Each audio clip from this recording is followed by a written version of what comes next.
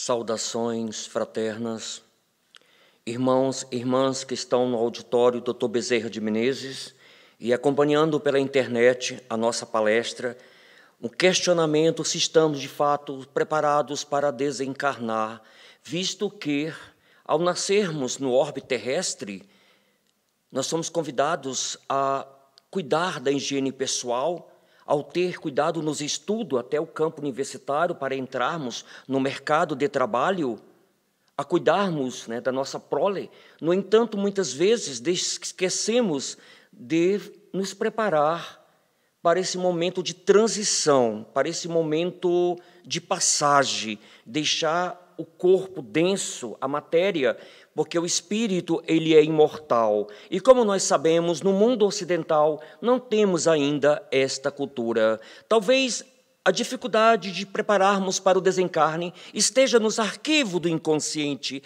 Quantas reencarnações, quantos desencarnes trágicos que tivemos, e é natural que temos medo, como também muito de nós ainda na cultura ocidental não temos a velhice como a última etapa da vida, de envelhecermos com sabedoria, ou seja, ogerizamos a velhice, a última etapa do desenvolvimento de um espírito quando passa na Terra e cumpre todas as etapas. Para a morte também, creio que seja até pior, porque na cultura ocidental, de uma forma geral, nós não estamos preparados, mesmo com todo o arcabouço de conhecimentos que a doutrina espírita nos faculta para termos a certeza da imortalidade da alma. Já no mundo oriental, algumas culturas diferem em relação ao mundo ocidental, já tem uma preparação melhor, por incrível que pareça.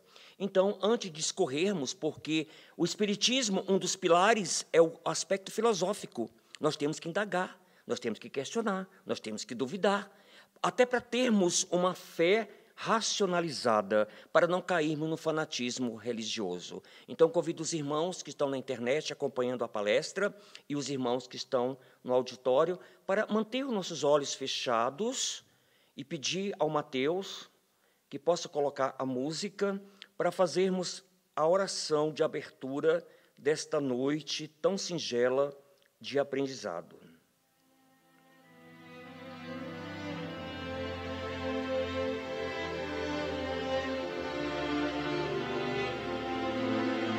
Elevando os nossos pensamentos a toda esta egrégora de luz, a Dr. Bezerra de Menezes, patrono desta casa, aos espíritos, amigos e familiares e guias, ao nosso mestre, parâmetro de perfeição, parâmetro de moralidade, Mestre Jesus, sublime peregrino da Galileia, que nos convida a cada dia para a prática do bem, para a reforma íntima, e ao Pai maior, fonte criadora do universo, que abençoe a nossa palestra, que os nossos corações e mentes estejam abertos, sensíveis, para desdobrarmos este tema tão oportuno para nós aqui como espírito de passagem neste orbe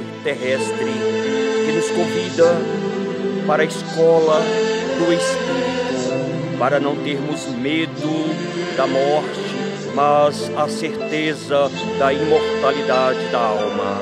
Abençoa, Mestre, a todos que estão acompanhando esta palestra em tempo real ou em outro momento. E assim nós agradecemos por este ágape, por este encontro de conexão com essa espiritualidade maior. Que assim seja.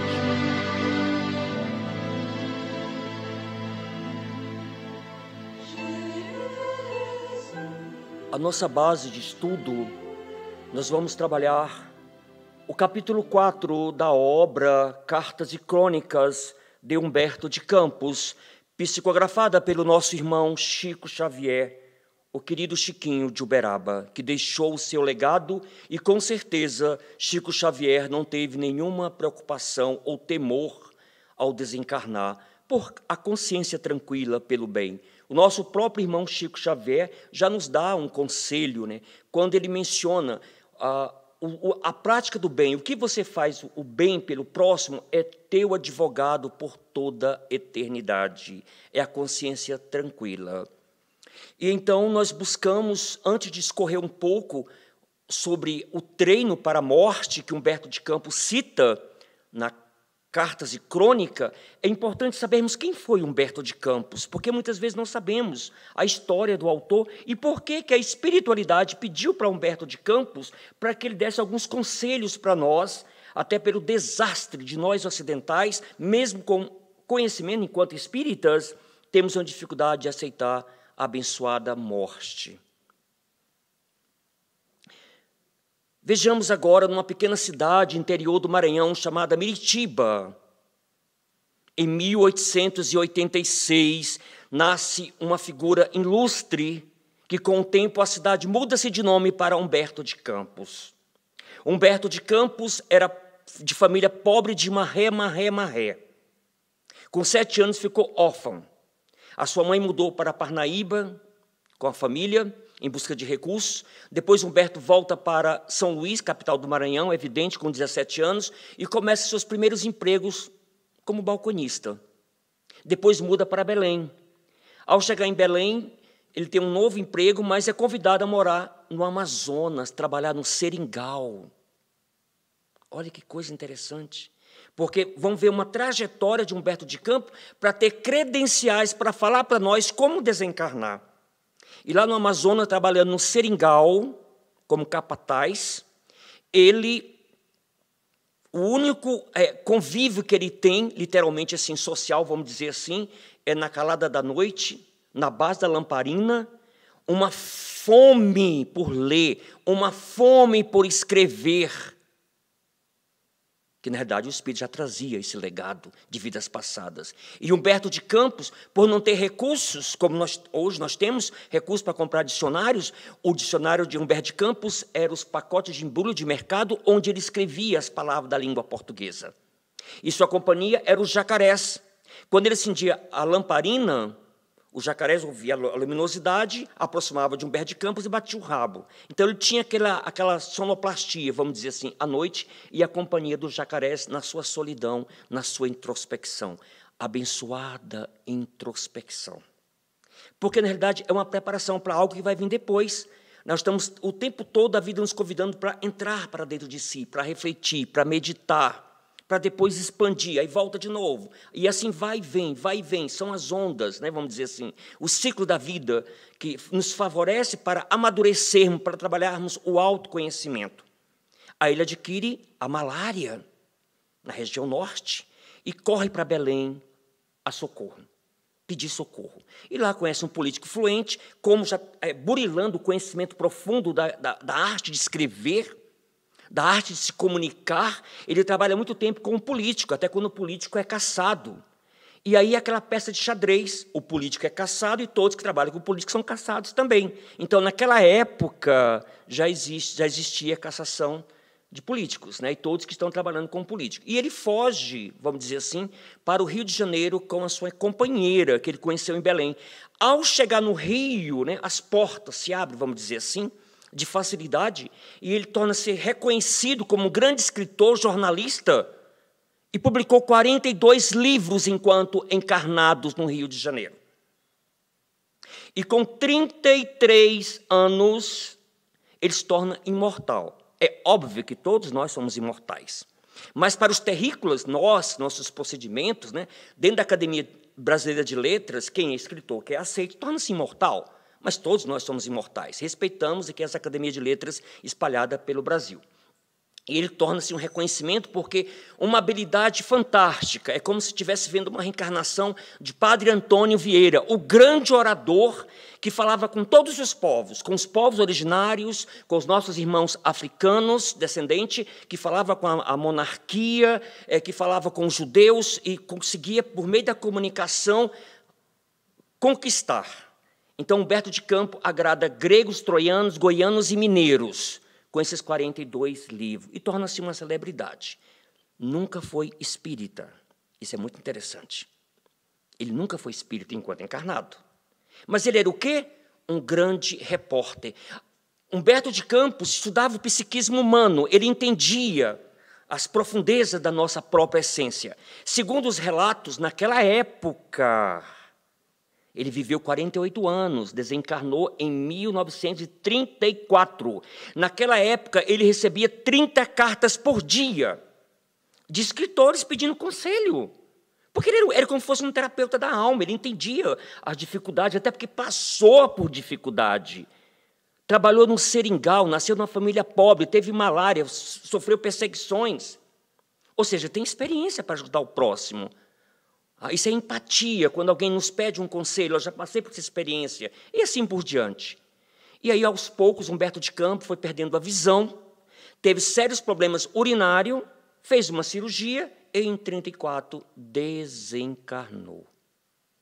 E a pergunta que fica para nós, Humberto de Campos ele foi o quê? Repórter da alma coletiva. Humberto de Campos foi o quê? Escritor.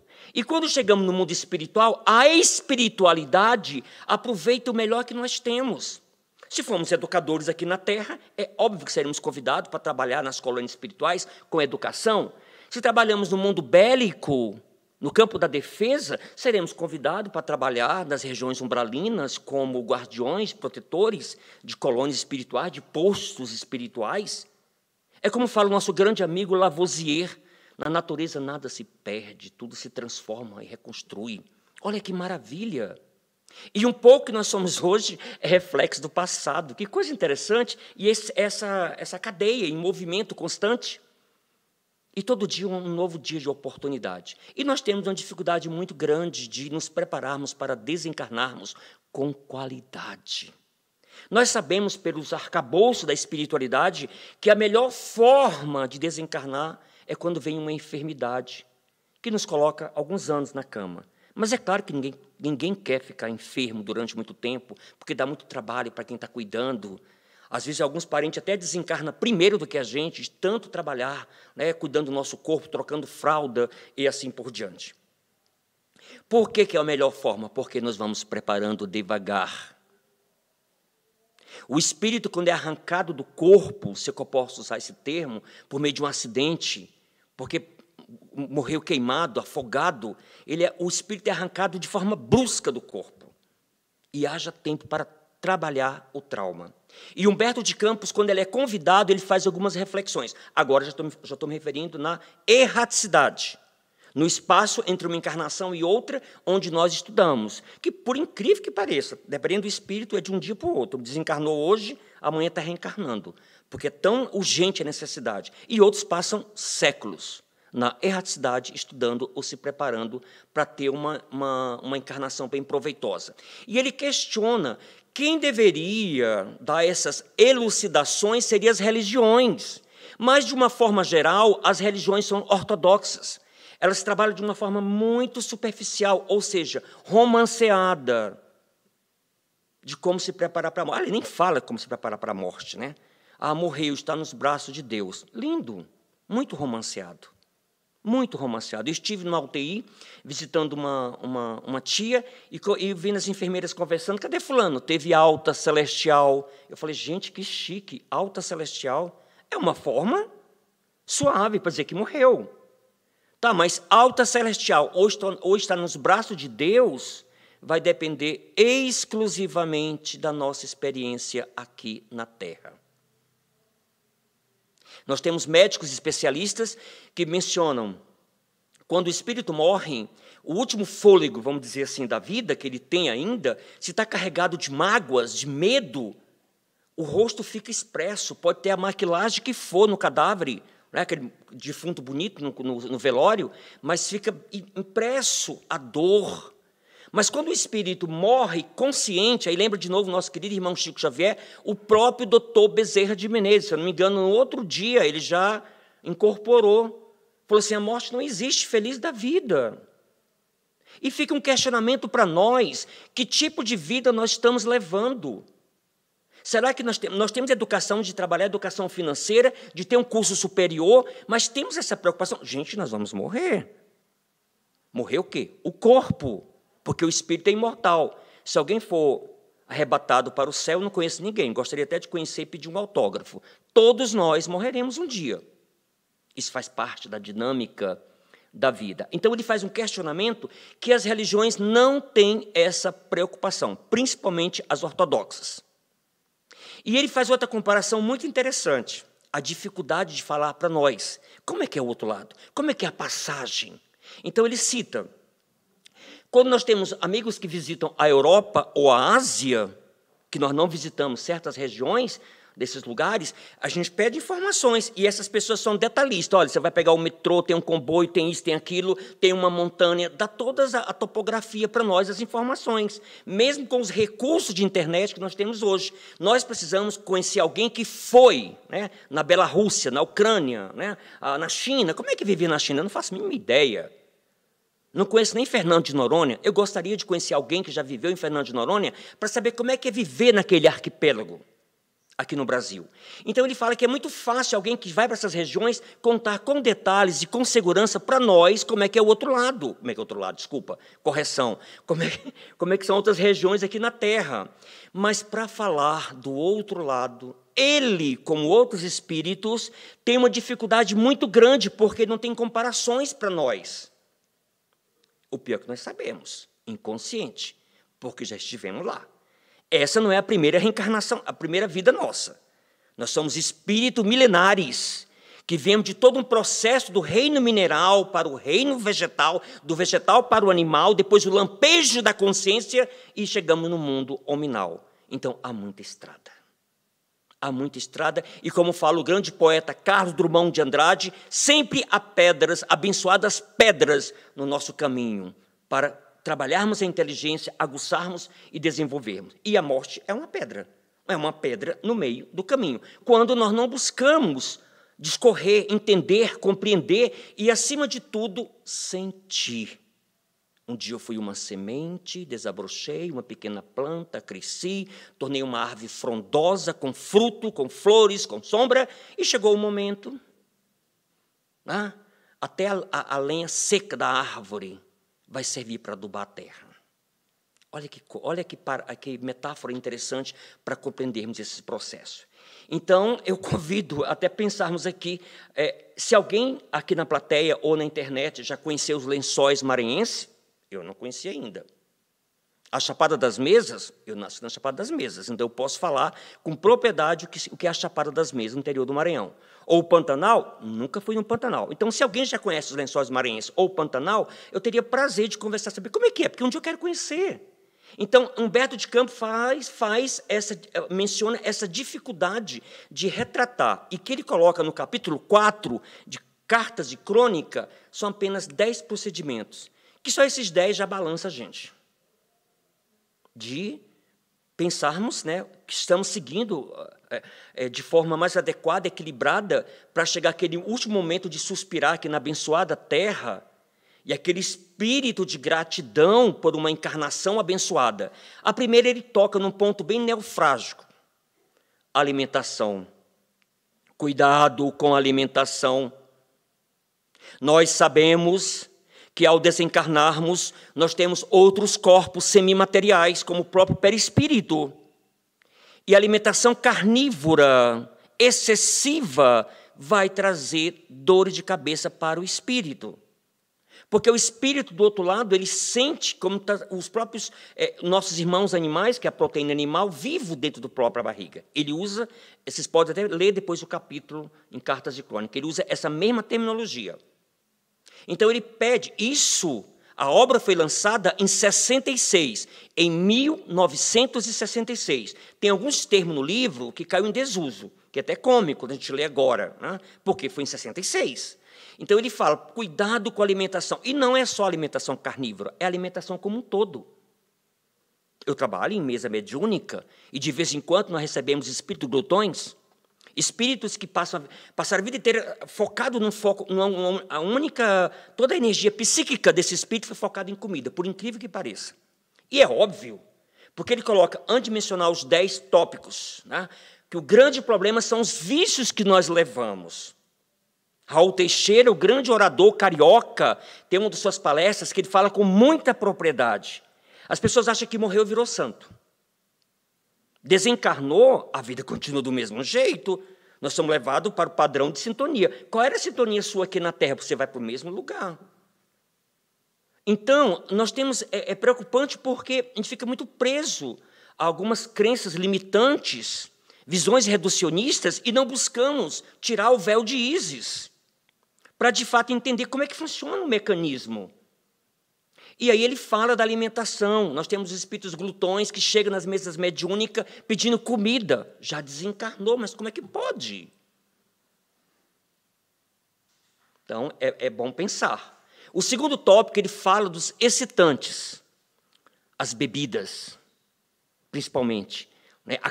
Por incrível que pareça, tudo é como fala Epicuro na filosofia, ponderação, até a cafeína. Até a cafeína. Eu estou lutando para diminuir a cafeína. De manhã, tudo bem. À tarde, às 16 horas, parece que dá um mal de Parkinson, e lá vai eu tomar o café de novo. Mas, à noite, não está tomando um chazinho? Tá bom, chazinho de camomila, está melhorando. Então, assim, a gente tem que ter muito cuidado com os excessos, e também com a falta, dependendo da situação do que se trata. E ele fala, aqui, no plano espiritual, tem aristocráticos.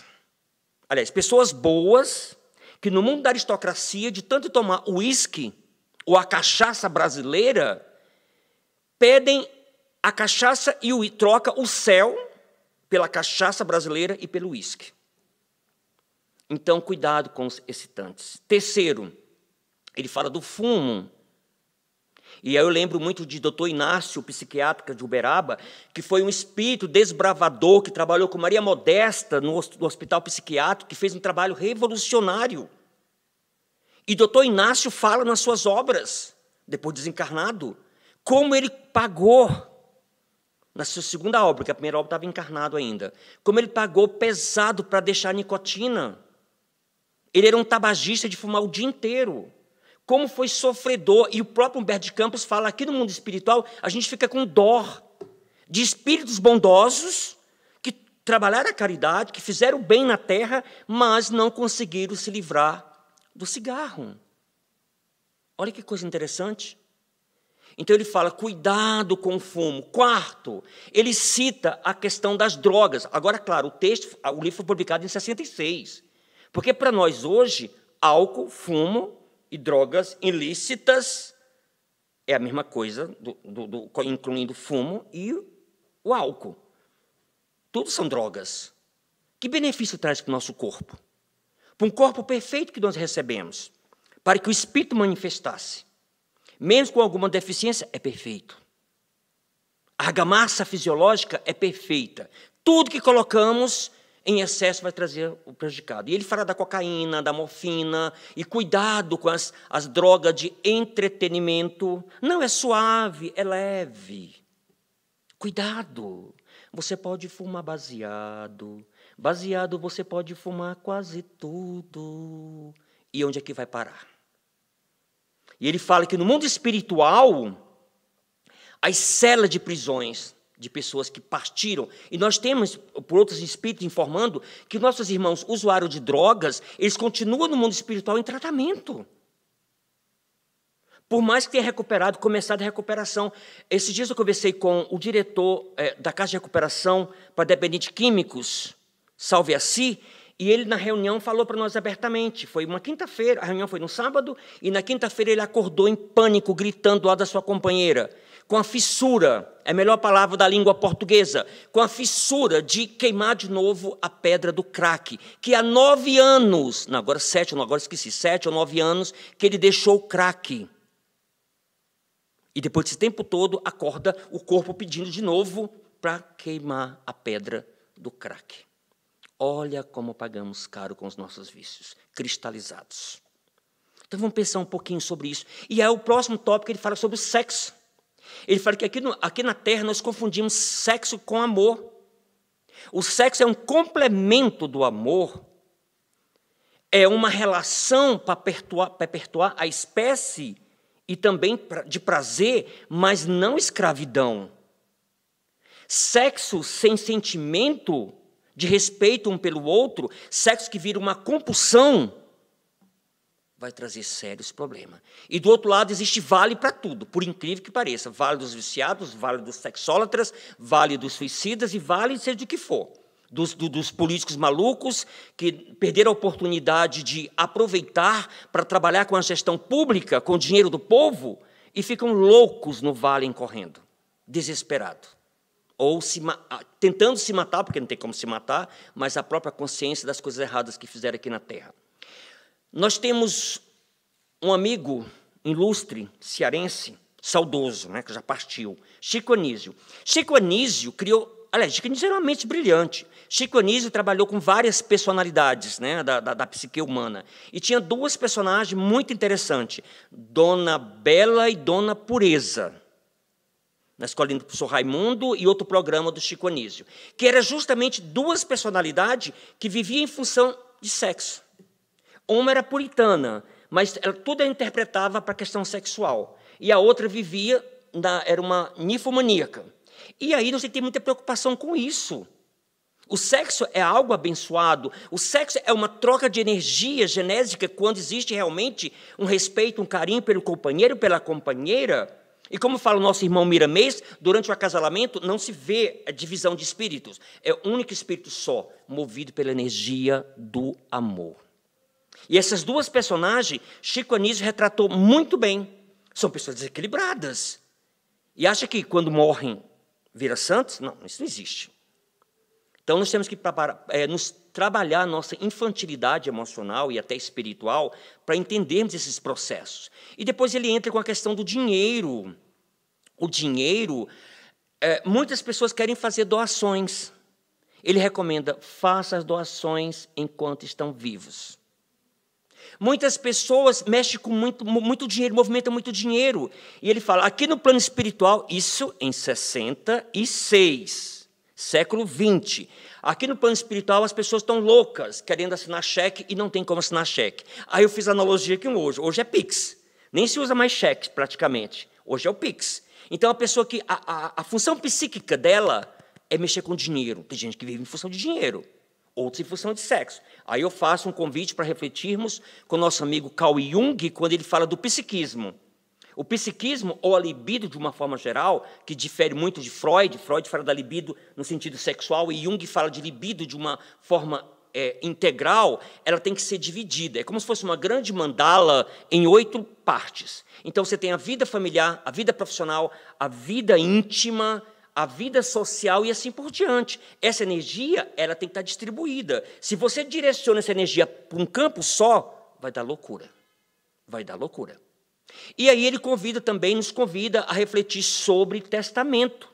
O que ele acompanha no mundo espiritual de pessoas loucas, porque não prepararam o testamento antes de desencarnar. E quando desencarna, é a briga da família. E o espírito que está do outro lado sente todo o reflexo. Então, se é para resolver as coisas, resolva enquanto está vivo. Enquanto estamos vivos. O outro tópico que ele fala, de forma muito brilhante, ele fala sobre a questão dos laços consanguíneos. É muito interessante. Porque o que acontece? Existe um condicionamento nosso normal de criarmos uma codependência com os nossos filhos. É claro que tem as representações de pai, de mãe, de filho, de companheiro, de companheira, de primo, de avô, de avó. Representações temporárias, importantes aqui na Terra, mas no todo nós somos todos irmãos. E aí você se apega de tal maneira que ao desencarnar, você acredita fielmente que os seus filhos continuarão concordando com você. E muitos não concordam. Quando você desencarna, eles começam a tomar outros procedimentos e você não pode fazer mais nada. Então ele fala, tenha a noção que nós somos todos irmãos, que representamos papéis importantes, papel enquanto pai, enquanto filho, mas ao desencarnar somos todos irmãos e começa a trabalhar esses processos. O próprio André Luiz, quando ele visita a família terrena, depois de desencarnado, ele leva um choque. Porque a família já não aceita mais ele. E ele relata, Humberto de Campos, é normal você voltar para a sua família, visitar enquanto desencarnado, e quando alguém da família percebe você, pede tudo para você ir embora, para não ficar ali na família. E aí? Como é que fica essa questão dessa codependência nossa? Percebe que está tudo em movimento? É claro, gente, nós temos um período de adaptação. Não se rompe os laços consanguíneos assim da noite para o dia, mas nós temos que fazer a nossa parte. Gratidão, fulana, você foi minha mãe por muito tempo. Gratidão, papai, você foi meu pai por muito tempo, nós somos irmãos. Até porque os papéis se invertem do outro lado. Não é isso? Então, ele recomenda essa questão dos laços consanguíneos. O próximo tópico, ele fala da fé religiosa. Ele usa até o termo tesouro vivo das pessoas que alimentam a fé, seja qual for sua crença religiosa. Alimente a sua fé, porque ela é o porto seguro para a gente manter um equilíbrio aqui na Terra até o desencarne. E aí nós temos nosso amigo Dalai Lama, quando ele esteve aqui no Brasil, que Leonardo Boff teve um contato com o Dalai Lama, e na intimidade conversando, ele aproveitou a oportunidade e falou assim, Dalai Lama, qual é a melhor religião? E Dalai Lama olhou para ele assim, no fundo dos olhos, né, conversando de alma para alma com o tradutor, e disse o seguinte, a melhor religião é aquela que você está com capacidade de acompanhar o entendimento daquela religião, de acordo com o seu aspecto espiritual, e que você coloca em prática. E o próprio Leonardo Boff queria que ele falasse que seria o budismo tibetano e assim por diante. Então, nós temos uma preciosidade dentro da doutrina espírita de ter todo esse arcabouço de conhecimentos. E o que estamos fazendo? É algo a se questionar. Nosso próprio irmão Chico, quando deixou Uberaba a caminho de Araxá, de avião, depois que o avião decolou em Araxá, teve uma pane e ele entrou em desespero, porque primeiro ele foi tomado pelo temor coletivo, o padre gritando, rezando o texto, e todo mundo gritando com a pane no avião, a turbulência, e ele entrou no sistema coletivo de temor, de medo, porque nós temos instinto de preservação. Ele pede socorro a Nossa Senhora, a Deus, a Emmanuel, até que Emmanuel aparece para ele e falou, Chico, qual é o problema? O avião vai cair, eu sei. Você é um parâmetro, você é um exemplo, você é um espírita. Se for para morrer, morra de forma educada, com dignidade. Aí depois passa a pane, claro, né? Mas é para a gente pensar um pouquinho sobre tudo isso. Sobre tudo isso. Então, nós temos a fé religiosa como uma possibilidade de abraçar, de vivenciar a nossa religião, os preceitos morais, os valores atemporais que nos ensinam. Dos nossos Jesus, nosso mestre maior, dos mentores espirituais. E o último tópico, para encerrar nossa palestra, ele fala sobre a prática do bem. Faça o bem e não espere nada, nada de terceiros. Até porque não vamos agradar gregos, troianos, goianos e mineiros. Não vamos. Vamos agradar uns e outros não. Então, assim, pratica o bem. Há pessoas que vão virar a cara para você, o próprio nosso irmão de Uberaba, doutor Inácio, ele fala no mundo espiritual, de vez em quando ele encontra com alguns espíritos. Isso no mundo espiritual, gente. No mundo espiritual ele encontra com espíritos que viram a cara para ele. Então nós queremos ser o salvador do mundo? Se Jesus foi pregado na cruz, cuspir no rosto de Jesus? Como é que nós queremos agradar? A gente faz a nossa parte. Estejamos com a consciência tranquila pela prática do bem, aonde for. E, mais uma vez, não sendo prolixo na comunicação, lembrando do que Chico Xavier falou, adaptando, claro, o bem que praticares é o teu advogado por toda a eternidade.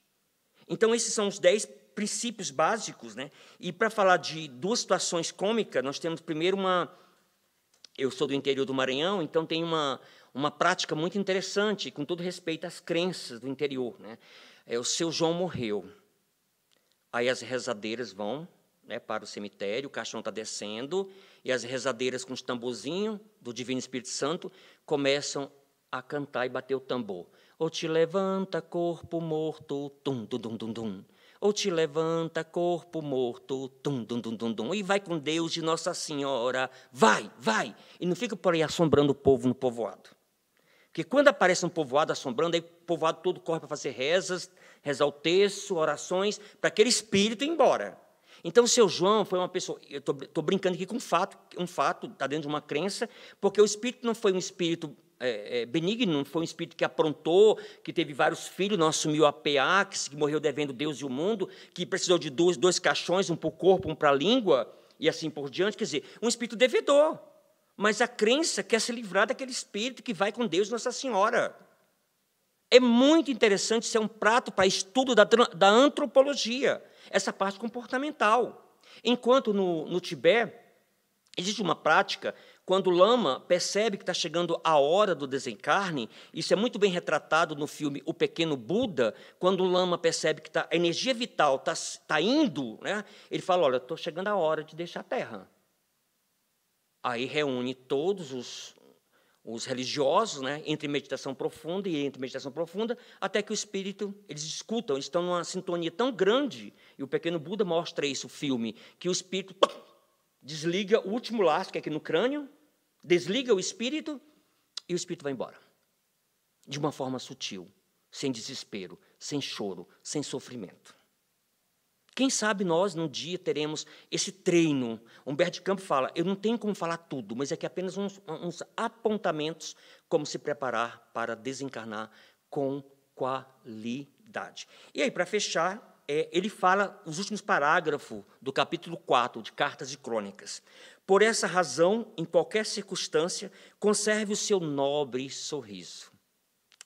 Eu nunca vi Chico Xavier sisudo. Nunca vi. Trabalhe sempre, trabalhe sem cessar. O serviço é o melhor dissolvente de nossas mágoas. Bendito e abençoado o trabalho que nós temos. Como falam as culturas populares, mente vazia, oficina do diabo. Ajude-se através do leal cumprimento de seus deveres. Quanto ao mais, não se consegue indagar em excesso, porque com o tempo ou menos tempo, a morte lhe oferecerá o seu cartão de visita, impondo-lhe ao conhecimento tudo aquilo que por agora não lhe posso dizer. E assim termina o capítulo 4 de Cartas e Crônicas. Nós vamos receber agora o passe coletivo, pedir o Mateus para colocar nossa musiquinha, para nos auxiliar na concentração.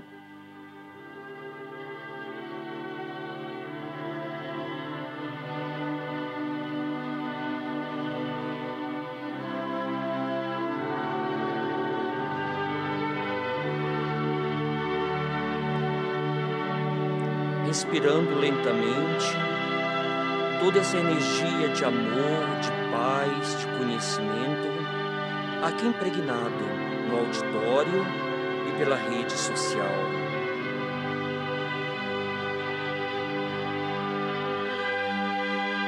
Ó Jesus, nós só temos que agradecer por este banquete, por este momento de reflexão,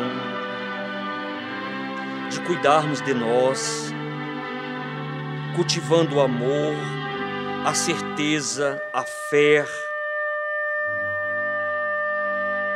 da imortalidade do Espírito,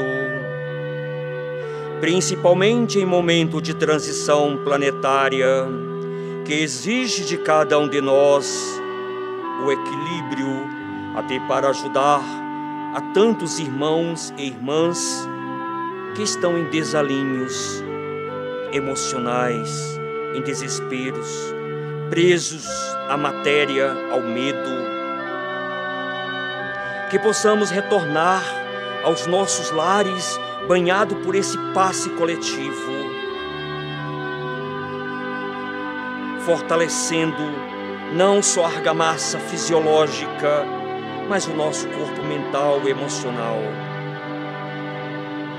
E que outros irmãos, ainda hoje à noite ou amanhã, quando tiverem o contato conosco, receba também, por meio do sorriso, da alegria, da certeza, as energias boas que estamos levando desta casa de oração, desta casa que é um pontinho de sala de aula da Universidade do Espírito, e nos preparando, quando chegar o nosso momento, que seja tranquilo e sereno. Irmão Humberto de Campos, Ao chegar no mundo espiritual, sentiu-se como um irmãozinho dos povos originários perdido na grande universidade cosmopolita do universo, das grandes moradas do Pai, que é natural. Mas estejamos seguros e convictos que somos espíritos eternos, que possamos voltar para nossos lares em profundo estado de gratidão. Que assim seja.